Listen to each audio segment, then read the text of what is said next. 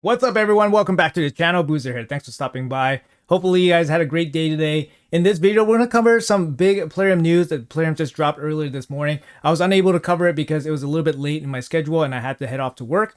But here we are for some completeness here. Now, there's a bunch of news here, so I'm going to break it down for you guys into digestible bits. So first things first, let's go over this little snip here. This Friday, October 31st, so right on Halloween, we're launching 3 events simultaneously. First, they are launching a 2x ancient event. So you're going to get double rates on ancient shards only. So the blue shards, you're going to be getting 1% chance of pulling a legendary from the ancient, and then 16% chance of pulling an epic.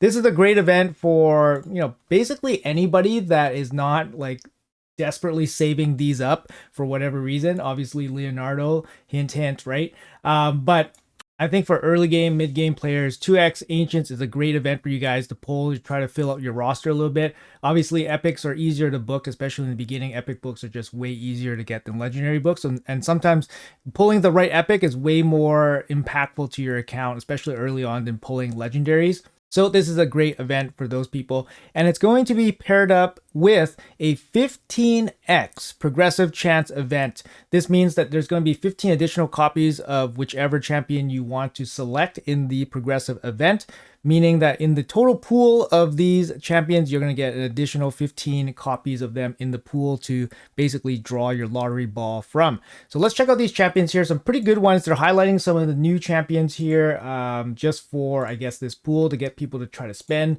try to entice people, I guess. And what a enticing list of champions we have here. So first we have Venalicia from the Night Revenant. She is a brand new champion just released for this Halloween patch. And yeah, she's really strong carry here. Force Affinity support champion, great base stats, 108 base speed, 22k HP. She got an A1 triple hit, 75% chance of landing weaken. On 3 hits, this is basically guaranteed. 75% chance 3 times, basically guaranteed. 100% chance to land weaken, almost, I would say. Very unlucky if you don't land weaken on her A1. Her A2 here is a 3-turn when fully booked strip, so it's an enemy full team strip, and then she places block buffs and decreased defense. This is really strong. This potentially shuts down enemies really hard. And obviously you can use this both in arena, or you can use this in PvE settings against waves or bosses like that. Decreased defense is always going to be good.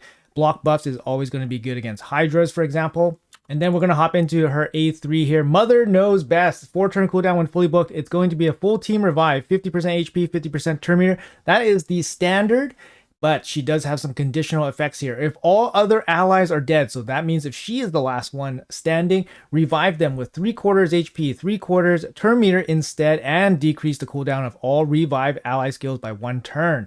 And also increase the cooldown of all enemy skills by 2 turns. Now, I'm not 100% sure whether this cooldown effect happens regardless if she is the last one standing. I think it reads that it always just happens anyways if she gets the revive off.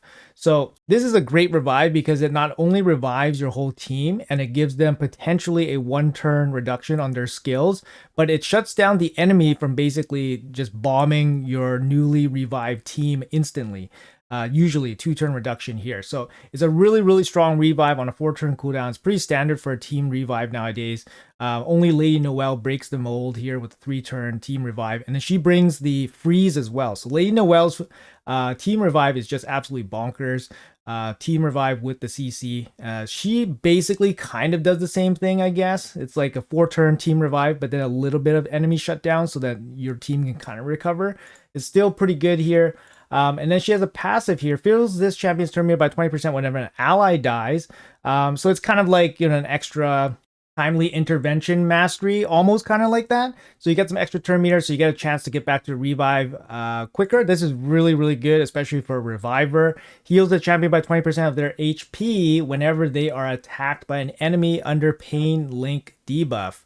Pain Link's not a debuff that happens very often, but her passive actually places Pain Link for 2 turns on enemies who deal damage equal to 25% or more of an ally's max HP with a single hit. So this is kind of similar to a bunch of masteries that have cool effects based on percentage of life lost. So this applies Pain Link on enemies. So once they apply them on the enemy, and then when she gets hit by them, she's going to get an extra 20% heal.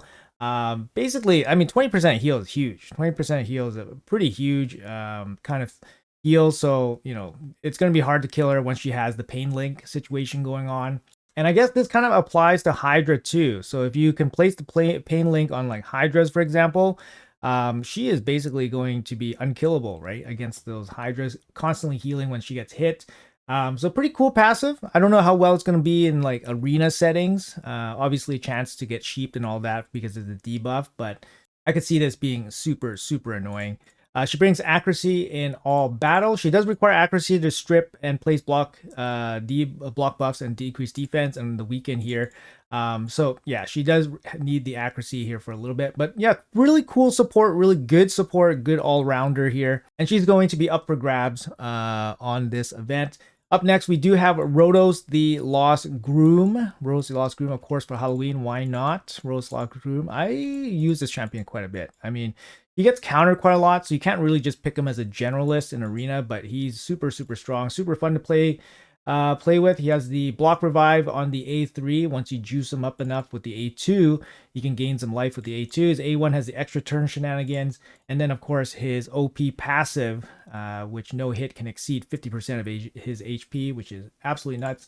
Look at his base HP, 12,000, not even 12,000, very, very low.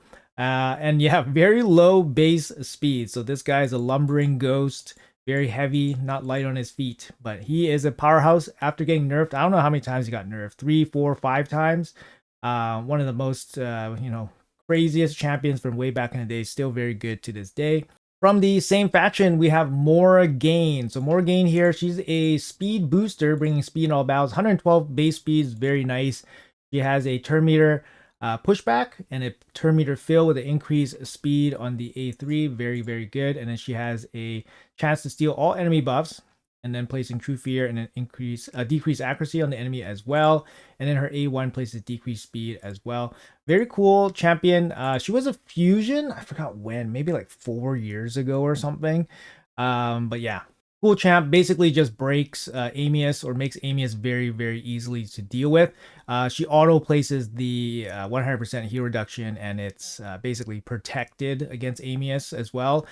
So this passive, which was basically useless for like, I'd say 3 or 4 years. I wouldn't say totally useless, but pretty much like a very special case debuff for 3 or 4 years, now is super relevant against Amius. So if you have her in the Amius pool that month, she's really, really good.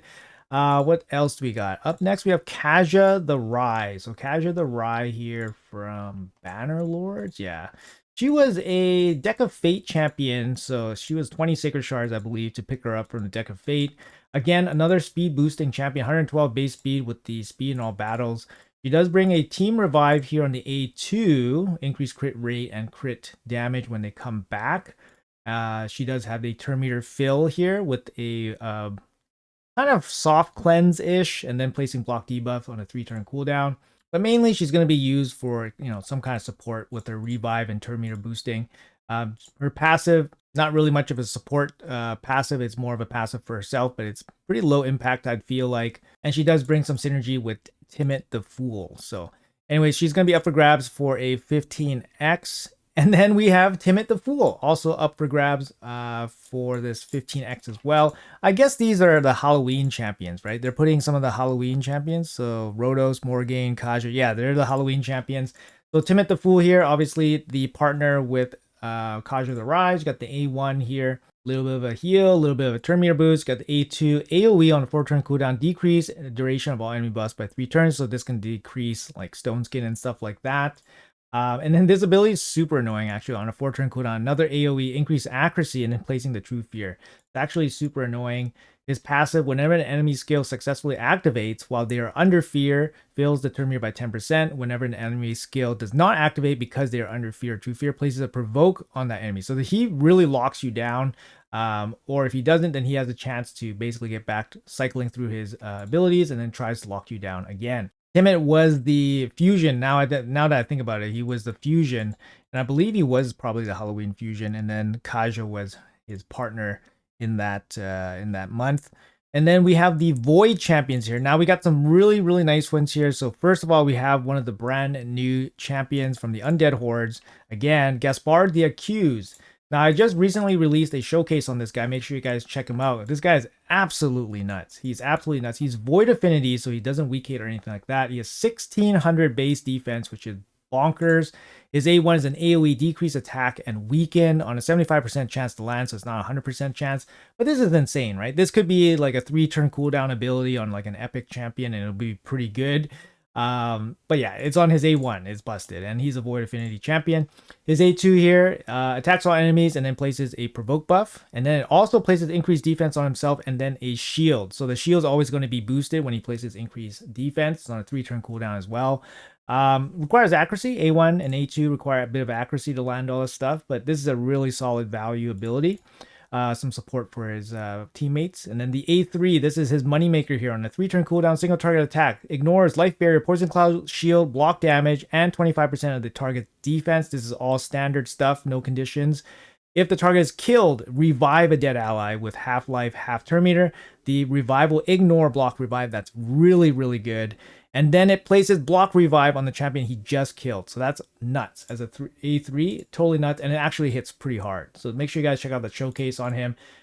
His first passive, he has 2 passives too. So his first passive is a team support passive. If he kills somebody or decaps a Hydra head, he boosts turn meter and heals your team. Nuts. His second passive, even more nuts. Whenever an enemy is revived, instantly activate the A3 on that enemy. And, you know, like, when you activate, like when you revive a champion and then you have this A3 just land right on them and then block revive them, like how soul crushing is that, right? Like you're like, oh, I need somebody, I need to revive my reviver so I can revive my team, I'm in trouble. And then instantly the A3 just slams them shut. So insane passive here to keep pressure on your opponent. Has a 50% chance of activating the A3 on an enemy when an ally is killed. So if he is alive and one of your allies is killed, he will drop the A3 on somebody. So he is a high priority kill. If you get a chance to kill him, you have to take it. Otherwise, he's just going to lock you down. And then he instantly activates his A3 against a Hydra head whenever they consume your ally. So he's just constantly dealing damage against that as well. Really, really strong champion. Defense in all battles as well. Yeah, really, really strong champion. If you have him, congratulations. He's brand new and he will be up for grabs on the 15X. Sticking with the Void champions here, we have a Sifi the Lost Bride. And I have Sifi myself, and obviously I use her, you know, for a long, long time. Her A1 guaranteed sleep here, depending on your turn meter. Is her A2 here. She's got 3 buffs and a turn meter fill on a 4-turn cooldown. And then her A3 is single target revive with 55% HP, perfect for Rotos with increased attack, increased crit rate on a 4-turn cooldown. And then, of course, her passive here, heal every turn with a chance to remove freeze, fear, and true fear. Resistance in all battles, crazy base stats, 114 base speed here. Still a very insane champion. In arena, like based on experience, she does get picked on a little bit, and then she does get targeted by, you know, basically the supersonic set really gives her a hard time. And her speed boost nowadays is just not enough. She does only a 10% speed boost. I mean, sorry, turn meter boost is just not enough nowadays as a dedicated speed booster. But she does offer quite a bit of, you know, good buffs here. Block debuffs, very good. Increased speed, very good. And her A1 still can be game changing. However, her A1 is less good nowadays because of the wand. So half the time she's probably going to sleep herself. So that's a little bit unfortunate, but still a great champion and pairs really, really well with Rotos. All right, last but not least, we have Constantine the Dayborn. So Constantine the Dayborn here. I have this champion and he hits hard. He hits hard. Unfortunately, he's just like any, you know, lots of damage dealers that have no way to survive. His A1, decreased defense here, hits really hard. His A2, if you have any of these conditions down, it hits super hard. It's a double hit, straight ignore 15% defense right away, and then he'll ignore additional defense percentage if you have any of these debuffs on them. Decreased defense is the easiest to land, but getting any of these would be really nice. And his A3 single target hit also hits really, really hard as well. He does have a block revive passive as well against some of these factions, Undead Horde, Demon Spawn, Night Revs.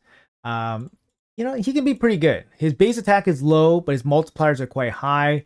And he has Void Affinity as well. But obviously, he's not going to be like top prize here compared to like Gaspard or like Sifi, but he's still a good champion. If you do have him, he's definitely useful. All right, so now we know that it's 2x Ancient, and then we know the progressive events here. So we have Venalicia, and then obviously the Gaspard, the Accused, as the kind of more featured champions here for Halloween, and they're the new champions. They're both very, very good. Now, let's talk about some of this juicy bit here.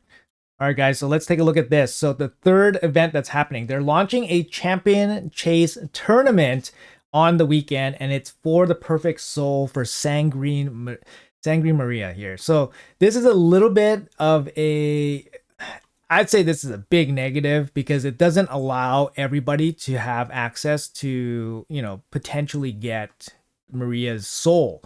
As we know, like in today's raid, it's really hard to use this champion in high level content without having the soul ready for them. So putting her soul in a tournament like this really makes it so that not many people can have, the soul for her. And this is really unfortunate, right? There's also going to be the epic fusion fragments in the champion chase as well. If you manage to take first place on the leaderboard from a group of 50 players, so it is a smaller pool, you will earn the perfect soul. The higher level, the higher the rank of the soul. So it's going to be 3-star, 4-star, 5-star, depending on what level you are on. If you're level 65 to 100, it's going to be the 5-star, and the minimum points required is 5,000. So even if you take first place, you must hit the minimum to get the 5-star. So that's very, very important. And this event will basically last the entire duration of the champion chase event. Now, what is important here is that, first of all, the point totals for this champion chase will likely be absolutely nuts because, first of all, we have a 2x ancient event.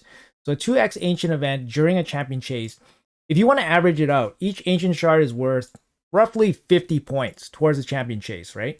Roughly 50 points towards the champion chase. You guys can kind of do the math here. If you have a 10,000 point threshold for top rewards for a champion chase, you're looking at spending roughly 200 ancient shards or so to get the 10k prize. Now, it's very plausible that people are sitting on hundreds and hundreds and hundreds of these ancient shards. So we could be seeing tons, massive amounts of points in champion chase, especially if you're trying to gun for this 5-star soul for Sanguine Maria. And rightfully so. She's a great champion, and getting the 5-star soul for her will instantly give her a massive power boost right out of the gate, right out of the box. As soon as you pull her from the fusion portal, you're going to have 5-star soul ready for her, and she's instantly going to be usable and very effective in many areas. But this is also a situation where you don't want to get in over your head, guys.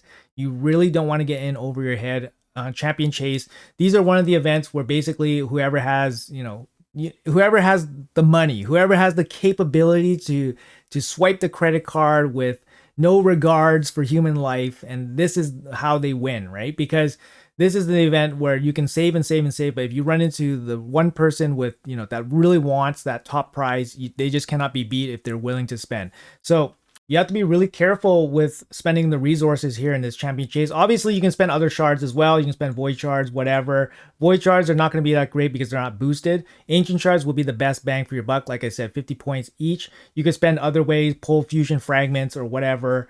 And obviously you can pull the 3 epics. You can pull the 3 epics, summon the 3 epics here, get a little bit of points. But we're going to be talking some pretty big values here for this champion chase, and it's going to be a really, really a top, highly sought after prize. And you definitely don't want to get in too deep, like I said, because this is basically the last big thing. This is the last big thing before the next really big thing that we've been waiting for, and that's going to be Leonardo's event, whatever it is. They've been using the word event, not hero's path or anything like that. We suspect it's the hero's path because based on everything that we've known, based on everything that we've seen, they followed the events basically exactly to what was leaked, just the dates were not correct, which they confirmed. They confirmed that the dates were not correct, and they even went as far as saying that the events were correct.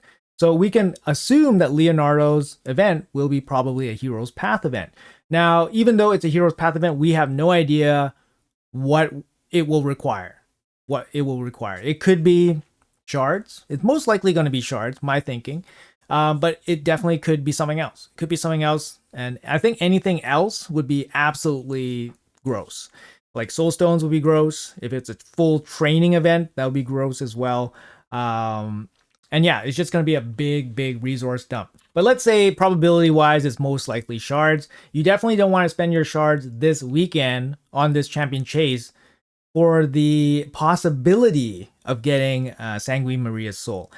It's very difficult to win first place in a champion chase unless you basically got it on lock. You know exactly, you know that you're gonna get it because you're willing to spend, right?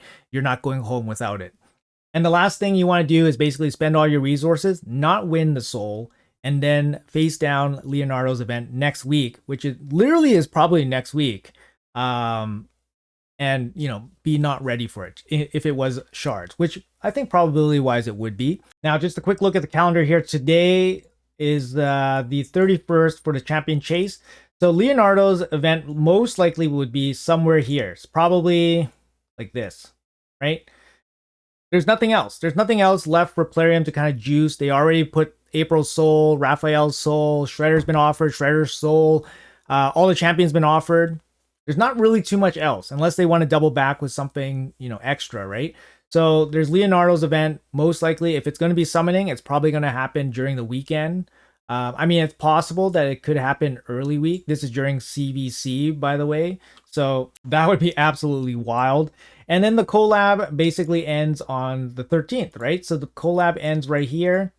I mean, you could maybe put it here, I guess. Maybe. I think it's unlikely. So some possibility there, but honestly, I think it's probably going to be 7th to 10th. And this lines up with it being a clerical error. So initially they said it was October 7th to the 10th. So it makes sense that they probably made a mistake with the October month. Instead of 1-0, they, it should have been November, which is 1-1. So 1-1-7 to the 10th. That kind of makes sense, right? Anyways, guys, to wrap it all up, basically, don't go crazy on the champion chase if you can't guarantee yourself winning the top prize. If you do, you really jeopardize yourself going for Leonardo. I know a lot of you guys been basically saving up for 2 months. You guys never have held so many shards in your hands ever in your life. And I hope we all get paid off here, with the final reward, I guess, for this entire collab. Ideally, Plarium doesn't do us dirty. They could definitely do us dirty, but I really hope they don't. And we've definitely let them know that they should not be doing us dirty. Anyways, guys, that's going to be it for the video. We're all caught up here. We got a bunch of events happening right now. There's actually tons of stuff happening. I'm going to be pulling shards here probably tomorrow. I'm still doing the Halloween path and all that stuff, but I'll be pulling some shards tomorrow just to finish it up. We do have the Shredder tournament happening right now. Keep in mind that the event dungeon level 3 still gives you pretty good points for the path event, but dungeon level 3 does not give you good points for this event dungeon tournament. Now, some people were giving me a little bit of grief about this, but basically you have to pick one or the other depending, right? If you're just going for the hero's path, just going for the Halloween's path, then dungeon 3 gives you the most points. But if you also want to get points during this Shredder's Wrath tournament, then dungeon 3 will not give you very good points. I recommend personally, if you want to basically double dip in both events, you should do event dungeon level 20. That will give you great points for the Wrath tournament, one of the highest, I think, highest totals. And 20 also gives you very, very high points towards the Path event as well. So that would be my recommendation. We have the Fire Nights opening tomorrow and all that. And then make sure you can slam that out during the Path to get some extra points there as well. All right, guys, that's going to be it for the video. Thank you guys so much for watching. Hopefully you guys have a great rest of your day. And yeah, appreciate your time. And I'll see you guys in the next video.